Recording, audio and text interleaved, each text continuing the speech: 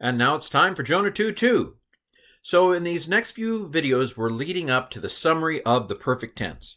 If you're following this series, we've already done the summary of the imperfect tense. Remember, the imperfect tense puts stuff on the beginning of the Hebrew word. The perfect tense puts stuff on the end of the word. The perfect tense you might think of as a past tense. That's not quite right. The imperfect tense you might think of as a future tense. That's not quite right. Really, it's perfect is completed action. Imperfect is incomplete action. But welcome to, we're going to learn some endings of the perfect tense in the lead up. All right, see if you can pronounce this. Here's how I would pronounce it. Vayomer, you should know this by now, and he said, Karati mizara li el Adonai, or Yahweh, however you want to say it. Okay, so Vayomer again is, and he said, and then this is our first perfect ending that we want to learn. T is me. Me is T. T is me. So kara means to call, and then the T at the end tells you that it's I called. Let me go ahead and do this anatomy of the breakdown of the word. So karati, the T ending is a perfect ending. It is what we would call a first common singular perfect ending. It's first common singular because it doesn't distinguish masculine and feminine. It's common to both masculine and feminine. So I'm very thankful for whoever made up the Hebrew language that we don't have to learn a masculine I and a feminine I. It's just T. That's I. Like in English. English doesn't distinguish gender with I either. And then kara means to call. And then it's perfect because it adds stuff on the end rather than at the beginning. Imperfect adds preformatives. This is a sufformative. It's attached to the end. By the way, the difference between a suffix and a sufformative and a prefix and a preformative is the preformatives on the beginning and the sufformatives at the end. They're attached. They're the real hair. Prefixes are actually different, like different words that have been attached. So that's why we make a distinction between calling one thing a suffix. It's a different word. Sufformative when it's an ending on the word, like T is a sufformative. It's part of the word I called. You don't need to know that necessarily.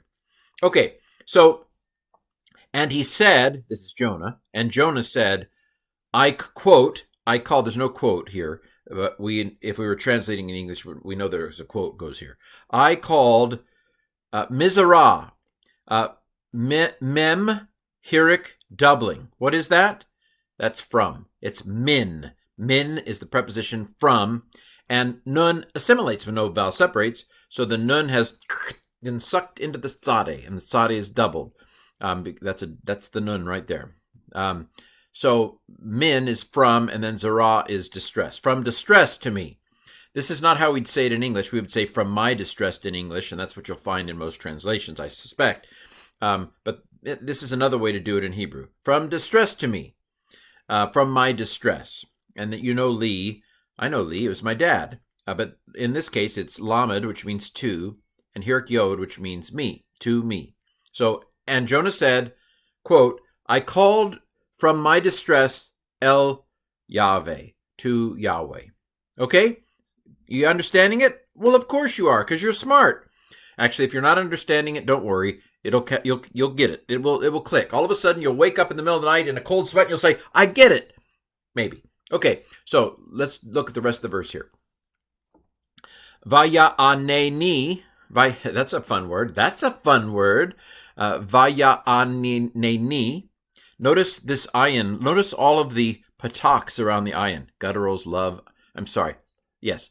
Gutturals love pataks. So mebeten, sheol, oh, that's interesting. What's going on there?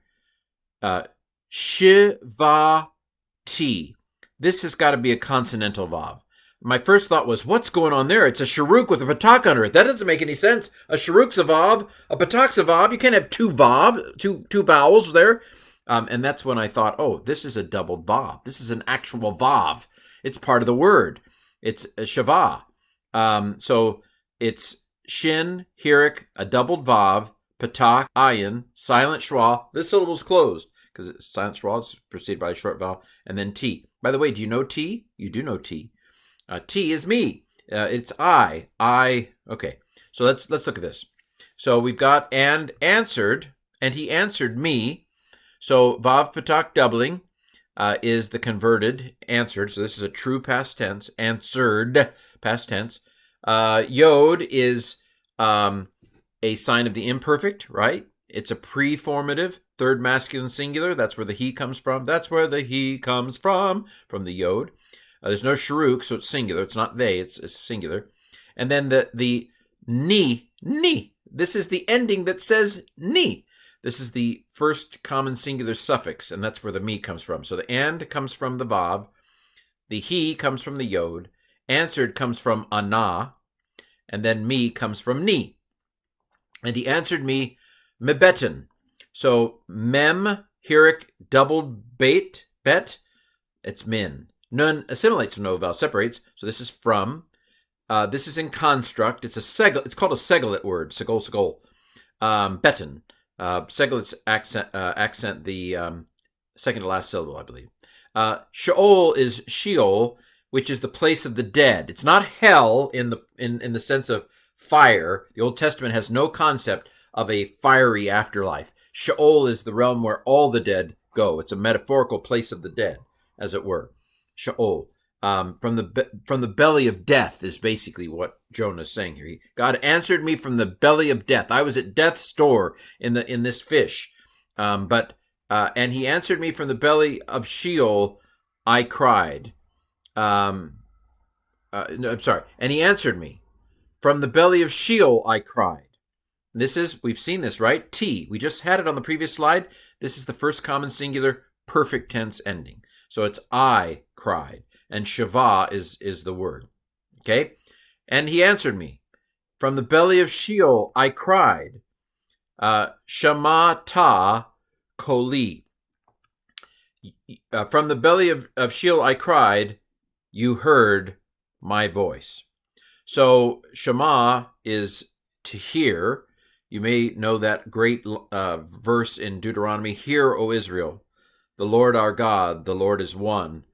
That's called the Shema. Why? Because Shema means to hear. Hear, O Israel. But ta, we now know. Oh, I didn't put it on here. Let me pause and come back to you. Okay, here we go. So Shema ta. Ta is the second masculine singular. You. You guy. You heard. That is Yahweh heard. You heard my voice. And then kol is voice, and hirik yod is my. All right. So the two big things to take away from this video is ta, which is a second masculine singular perfect ending, meaning you, a singular you, a man. Know that ending. And then, here's the translation. I should give you the translation. So this is the second masculine singular ending, you. Shema doesn't have anything on the front. It adds stuff to the end. It's the perfect tense. So you should know ta as you, and you should know from this first one, T is I. So T is the perfect ending I, and ta is the perfect ending you, singular masculine. All right, that's enough for this video. Jonah 2:2.